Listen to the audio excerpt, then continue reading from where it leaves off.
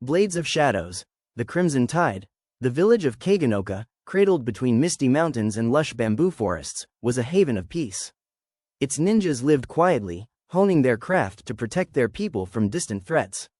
The villagers went about their days laughing, trading, and celebrating life, blissfully unaware of the crimson storm brewing on the horizon. One fateful night, under the cover of an eerily quiet full moon, the Red Banner army descended upon Kagenoka. Their crimson-clad soldiers, ruthless and highly trained, broke through the bamboo defenses like wildfire. Flaming arrows lit up the village, turning homes into towering infernos. Panicked villagers fled through the narrow streets, but the enemy advanced with brutal precision.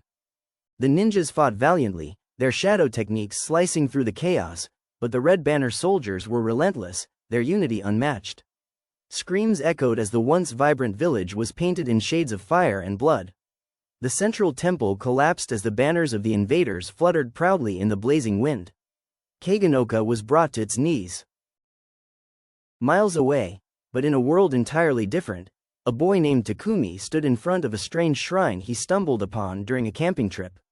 As he touched a glowing orb on the altar, a surge of energy coursed through him, and he was pulled into a swirling vortex. Moments later, he found himself face first in the charred remnants of Kagenoka. The villagers, wary of strangers, captured him immediately, but as they prepared to interrogate him, an elder noticed something peculiar about Takumi.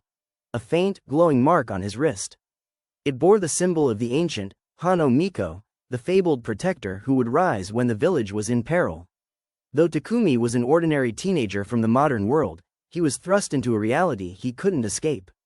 He reluctantly agreed to help, training with the surviving ninjas to master their ways. Days turned into weeks as Takumi trained under Master Setsuna.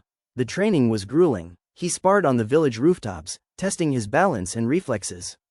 He learned to navigate the tight alleys, using walls and rafters for stealth. He studied the art of kunai throwing, how to channel his chakra into weapons, and how to read the enemy's moves. As Takumi grew stronger, so did the hope of the people. The ninjas who survived the Red Banner attack began to rally. The village blacksmith forged new weapons, while scouts gathered intelligence on the Red Banner's fortifications. The flames of resistance began to burn. Under the cloak of night, Takumi and the Kagenoka ninjas launched a daring counterattack. Moving like shadows, they infiltrated the Red Banner's occupied garrison in the village. The sounds of steel clashing and the crackle of kunai echoed through the air. Arrows and shuriken lit up the dark sky. Takumi, now confident in his abilities, led the charge across the rooftops of the village. His agility and newfound power allowed him to outmaneuver the Red Banner assassins. He leapt from roof to roof, using the environment to his advantage. At one point, a fierce duel unfolded on the fragile tiles of the elder's house. A Red Banner captain with twin blades squared off against Takumi. The fight was a symphony of sparks and speed, their movements blurring as Takumi's kunai clashed against the captain's steel. Elsewhere, the ninjas executed synchronized strikes, reclaiming house after house. Fireworks, rigged by Takumi as a distraction, exploded in the air, scattering enemy ranks. The battle was brutal, with no quarter given on either side. As dawn broke, the final confrontation took place in the heart of the village, on the temple's ruins. Takumi faced General Sora, the Red Banner's leader, a towering figure whose blade crackled with dark energy. The fight was intense, each strike of their weapons releasing bursts of energy that shook the ground.